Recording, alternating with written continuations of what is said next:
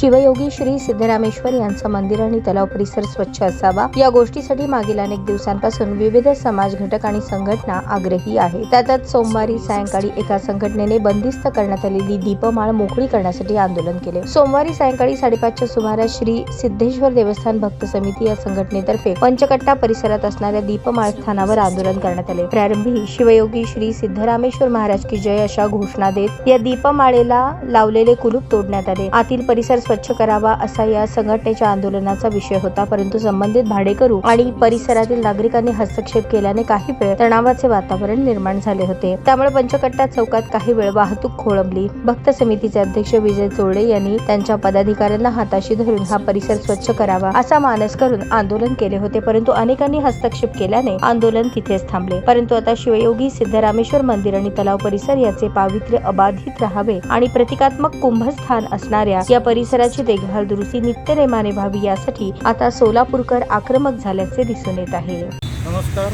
मी विजय चोरडे, सिद्धरामेश्वर देवस्थान भक्त समिती।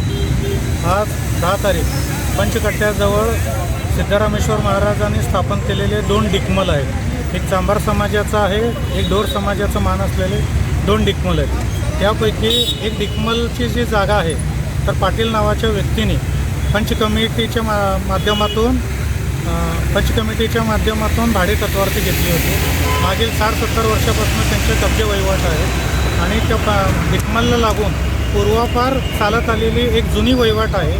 तर ते भाविकांना दोन्ही डिकमल मुक्त करून आणि जुनी वहिवाट चालू करून द्यायचा हा आमचा एक प्रामाणिक हेतू होता सोलापूर भक्त म्हणून। सिद्धरामेश्वर मंदिरला जाण्यासाठी जुना पूर्वापार रस्ता त्याच ठिकाणी होता ज्या ठिकाणी डिकमल आहे, आणि तो रस्ता स्वच्छ करायला दोन्ही डिकमल स्वच्छ करणे आणि जुनी वहिवाट पुन्हा एकदा सुरू करणे हा आमचा प्रामाणिक हेतू होता। त्याच्या पलीकडे आमचा काही चुकीचा आणि घाणेरडा उद्देश नव्हता। संबंधित जागा कब्जाधारक पाटील नावाचे ग्रस्त त्यांच्या 4-5 लोकांनी एकत्रित येऊन तर आम्हाला शिवीगाळ, दमदाटी आणि आवेरारावीची भाषा केली।